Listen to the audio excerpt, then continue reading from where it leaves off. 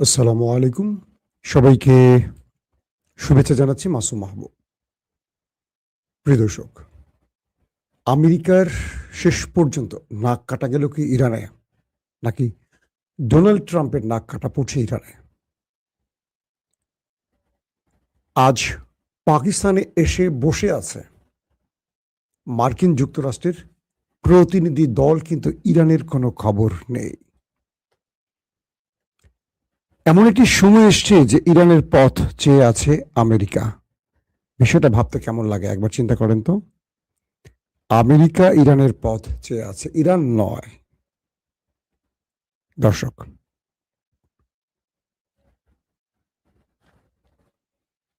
মার্কিন president Donald Trump ক্রমান্বয়ে একা হয়ে পড়ছেন।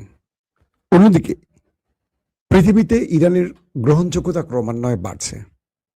পাশাপাশি আমেরিকার যারা মিত্র ছিল তারাও আমেরিকার হাত ছেড়ে দিতে শুরু করেছে। এই যুদ্ধ ইরানকে দিয়েছে অনেক কিছু, আমেরিকা শূন্য হাতে। আজকের পুরো লাইফটি আমি আপনাদের সেই বিষয়ে যতটুকু পারি তুলে ধরার চেষ্টা করব, এবং আগামী কয়েক ঘন্টা কেন খুব ক্রুশিয়াল টাইম সেটা আমি আপনাদেরকে সংবাদের মাধ্যমে জানাবার চেষ্টা করব। এছাড়া থাকবে আজকের নতুন অনেকগুলো খবর। প্রিয় দর্শক, মার্কিন যুক্তরাষ্ট্র প্রথমে বলেছিল সোমবার, ইরানের আওয়াজ সে না পেয়ে পরে বলল আমাদের শান্তি চুক্তি মঙ্গলবার হতে যাচ্ছে। মার্কিন যুক্তরাষ্ট্র থেকে উড়ে এসছেন দুজন প্রতিনিধি, স্টিভ উইটকফ এবং ডোনাল্ড ট্রাম্পের জামাতা জয়ারেড কুশনার। কিন্তু ইরানের কোনো প্রতিনিধি দল পাকিস্তানে প্রবেশ করেনি। ইরান বলেছে আমরা এ ফেক শান্তি চুক্তিতে বসতে রাজি নই। যতক্ষণ পর্যন্ত আমাদের শর্ত আমেরিকা না মানবে আমরা এই শান্তি চুক্তিতে বসবো না। এটি একটি লোক দেখানো শান্তি চুক্তি। ইরানের দুজন গুরুত্বপূর্ণ ব্যক্তি, একজন স্পিকার, অন্যজন পররাষ্ট্রমন্ত্রী, দুজনের বক্তব্যে সেই বিষয়টি স্পষ্ট হয়েছে। কিন্তু আমেরিকার অন্যতম আরেকজন ডেলিগেট, ভাইস প্রেসিডেন্ট, তিনি কোথায়? JD Vance. বলা হচ্ছে তিনি এখনো বিমানে ওঠেননি, কারণ যতক্ষণ না ইরান এই সফরে পাকিস্তানে আসছেন এই গ্রিন সিগন্যাল না পাচ্ছে ততক্ষণ মার্কিন ভাইস প্রেসিডেন্ট তিনি আসছেন না ইরান, আমেরিকা কি বলে পাকিস্তানে। যখন বোঝা যাবে জেডি ভ্যান্স আকাশে উড়াল দিচ্ছেন, তার বিমানে পা রাখছেন, তখন বোঝা যাবে নেপথ্যে ইরান আমেরিকাকে গ্রিন সিগন্যাল দিয়েছে। বিষয়টি মোটামুটি এরকমই হচ্ছে, আপাতত দৃষ্টিতে তাই মনে হয়। যে মার্কিন প্রেসিডেন্ট বারবারই বলছেন ইরানের সাথে চুক্তি হয়ে যাচ্ছে, চুক্তি হয়ে যাবে, চুক্তি হয়ে যাচ্ছে, চুক্তি হয়ে যাচ্ছে, সেই প্রেসিডেন্ট ট্রাম্প অবশেষে বুঝলেন ইরান তার কাছে নতি স্বীকার করছে না, বরং তাকে নতি স্বীকার করতে বাধ্য করছে। একদম সহজ বাক্যে বুঝিয়ে বললাম আপনাদের। মার্কিন প্রেসিডেন্ট গত কয়েকদিনে তার সবগুলো বক্তব্যে দুটো স্পেশাল ওয়ার্ড ইউজ করেছেন। এক, শান্তি চুক্তি, দ্বিতীয়, ইরানকে ধ্বংস। বারবারই তিনি ইরানকে হুমকি দিয়েছেন। কখনো বলেছেন পাথরের যুগে পাঠাবেন, কখনো বলেছেন পুরো ইরানের মানচিত্র থেকে মুছে ফেলবেন, কখনো বলেছেন বোম্বিং করে পুরো ইরানকে ধ্বংস করে ফেলবেন, কখনো বলেছেন বিশ্ব সভ্যতা থেকে ইরানকে মুছে ফেলবেন। ইরান তার উত্তরে মুখে কিছু বলেনি, শুধু কাজ করে গেছে। ডোনাল্ড ট্রাম্প যখন হরমুজ প্রণালীতে নৌ অবরোধ শুরু করলেন, এরপর পাকিস্তানের মধ্যস্থতায় ইরানের সাথে বসলেন, অর্থাৎ ইরান এবং আমেরিকার মধ্যে মধ্যস্থতা করলো পুরো পাকিস্তান। একদিকে প্রধানমন্ত্রী শাহবাজ শরীফ, অন্যদিকে ফিল্ড মার্শাল আসিম মনির। ইরান বলল যতক্ষণ আমেরিকানরা হরমুজ প্রণালী থেকে বেরিয়ে না যাবে আমরা হরমুজ খুলে দেব না। আসিম মনির এই বিষয়টি টেলিফোনে বললেন প্রেসিডেন্ট ট্রাম্পকে যে আপনি হরমুজ প্রণালী থেকে নৌ অবরোধ প্রত্যাহার করলে বা চলে গেলে ইরান হরমুজ খুলে দেবে, তবে ইরান টোল আদায় করবে। যে শর্ত ইরান, সেই শর্তই থাকবে ইরান। ডোনাল্ড ট্রাম্প বলেন ওকে ফাইন, আমি হরমুজ থেকে চলে যাব। ইরান হরমুজ খুলে দেওয়ার ঘোষণা দিল। 24 ঘন্টা পেরিয়ে গেছে, কিন্তু আমেরিকা হরমুজ ত্যাগ করেনি, বরং আরো ওয়ারশিপ, অ্যাটাকিং হেলিকপ্টার, আরো কমান্ডো এ অঞ্চলে আনতে শুরু করেছে। ডোনাল্ড ট্রাম্পের গণমাধ্যমগুলো ফক্স নিউজ থেকে শুরু করে, ডোনাল্ড ট্রাম্পের অনুসারী বা তার অনুগত এই ফক্স নিউজ, তারা বলতে শুরু করেছে যে ট্রাম্পের বিজয় হয়েছে। ইরান ট্রাম্পের কাছে নথি স্বীকার করে হরমুজ খুলে দিয়েছে। দেখেন পর্দার অন্তরালে ঘটেছে কি, আর আমেরিকা বা ট্রাম্প প্রচার করছে কি। হাতে পায়ে ধরছে পাকিস্তানের ট্রাম্প ইরানকে বোঝাবার জন্য। যখন ইরান পাকিস্তানের মধ্যস্থতায় রাজি হলো, তখন মার্কিন গণমাধ্যমগুলো বা ট্রাম্পের কি বলবো যে পক্ষের যে গণমাধ্যমগুলো, তারা ইরানের পরাজয়কে কনফার্ম করে দিল বিশ্বের কাছে। 24 ঘন্টা পর ইরান দিল আবারও হরমুজ বন্ধ করে। ইরান বলল যতক্ষণ না মার্কিন ওয়ারশিপের একটিও হরমুজের ত্রিসীমানার মধ্যে থাকবে, হরমুজ বন্ধ থাকবে। এরপর ভারতের দুটো জাহাজ, ফ্রান্সের জাহাজ, ব্রিটেনের জাহাজে ইরান গুলি করল, এবং 3টি দেশের এই 3টি জাহাজের কান্নাকাটি পৃথিবী দেখল। অনুনয় বিনয় করে ক্ষমা চেয়ে কোন রকম জীবন রক্ষা করে তারা হরমুজ ত্যাগ করতে পারল। এরপর ইরানের একটি কার্গো জাহাজ, যেটি চীন থেকে ইরানে আসছিল, কার্গো, এটা তেলের নয়, এই জাহাজটিকে আটক করল আমেরিকা। ইরান প্রতিশোধ হিসেবে মার্কিন যুদ্ধ জাহাজে ড্রোন অ্যাটাক চালালো।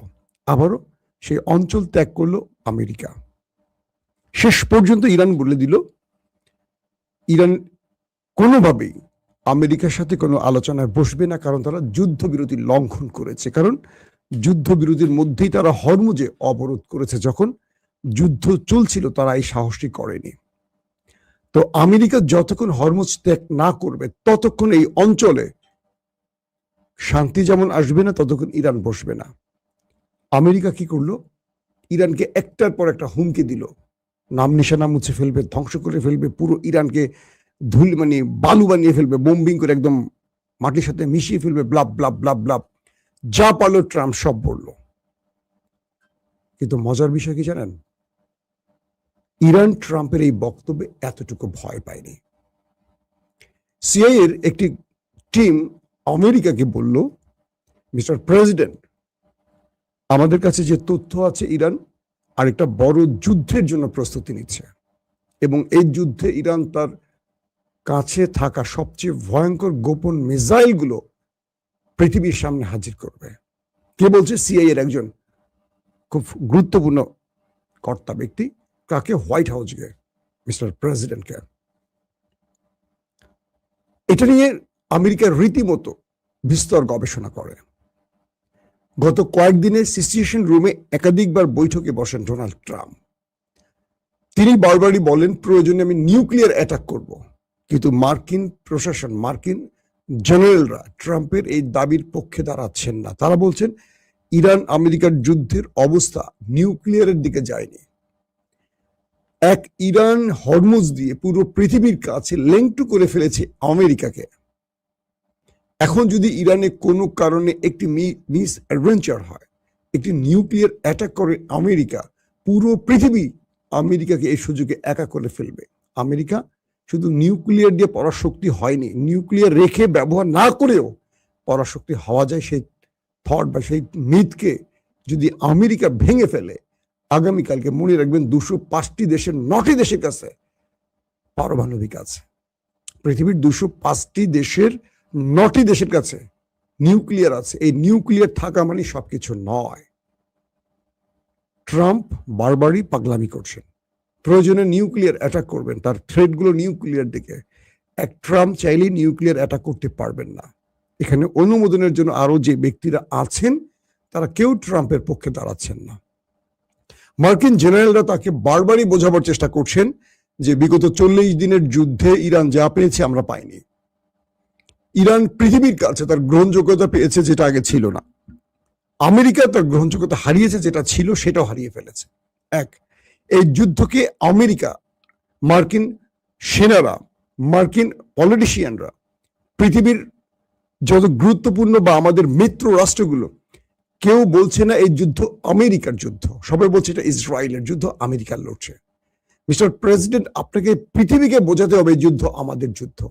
আমাদের সেনারা তারা তাদের মূল শক্তির জায়গাটা, দেশপ্রেমের জায়গা থেকে, মোরাল জায়গা থেকে তারা ভেঙে পড়েছে, কারণ এই যুদ্ধটা আমাদের না, আমরা কেবল প্রক্সি ওয়ার করছি ইসরায়েলের হয়ে।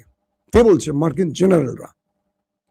আমাদের সেনারা গত 50 বছরে এত মার খায়নি যেটা ইরানের কাছে খেয়েছে।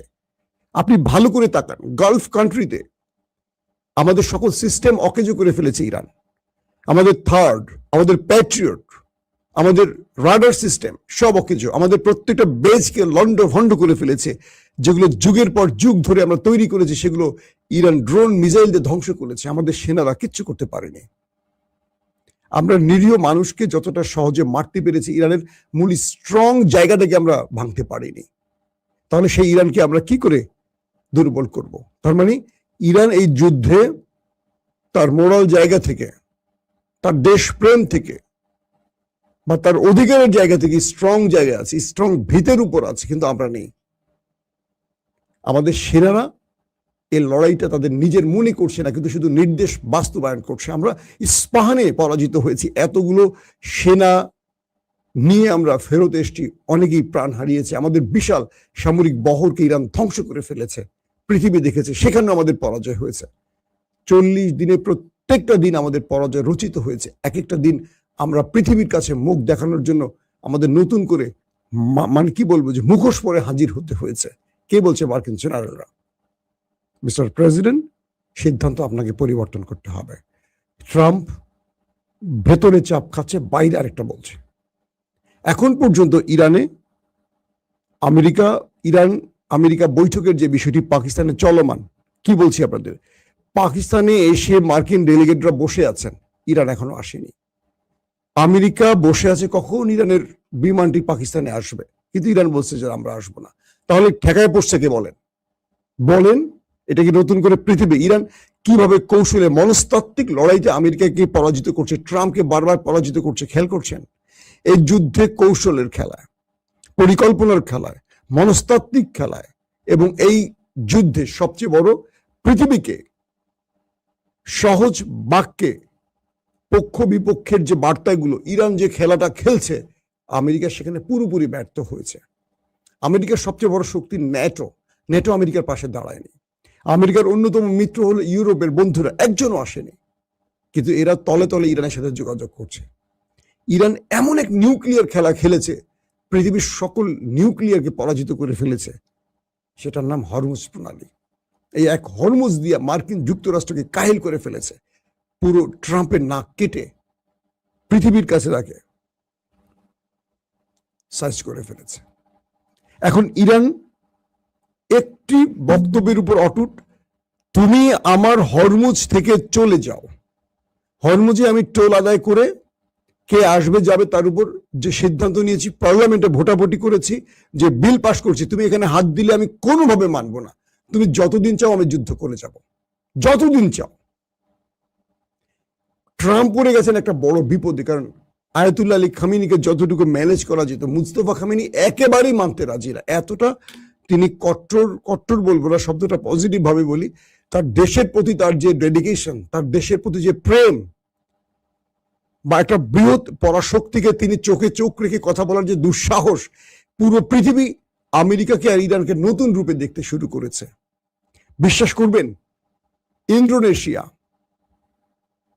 তাদের দেশের ভেতরে আমেরিকার জনপ্রিয়তা কমে গেছে। পৃথিবীর বহু দেশ থেকে এখন তথ্য আসতে শুরু করেছে, যারা তাদের জনগণ আমেরিকার পাশ থেকে সরে যেতে সরকারকে চাপ দিচ্ছে। ইউরোপের দেশগুলো আমেরিকার পক্ষ ত্যাগ করতে শুরু করেছে। বুঝতে পারছেন? শুধু তাই নয়, যে দেশগুলো দীর্ঘদিন আমেরিকার দালালি করতো, সেই দেশগুলোর ভেতর থেকে আমেরিকা বিরোধী মনোভাব সৃষ্টি হচ্ছে, যেগুলো মার্কিন গণমাধ্যম প্রতিদিন প্রচার করছে। এই অবস্থার মধ্যে আমেরিকা এমন একটি জায়গায় পড়ে গেছে, এই যুদ্ধ আমেরিকাকে সবকিছু, মানে আমেরিকার পুরো অস্তিত্বে টান দিয়েছে, তার অহংকারের চাদরটা খুলে নিয়ে গেছে, আর ইরান তার জায়গায় ফিরে এসছে। এই যুদ্ধে ইরান যা পাবে আমেরিকা তার কিচ্ছু পাবে না।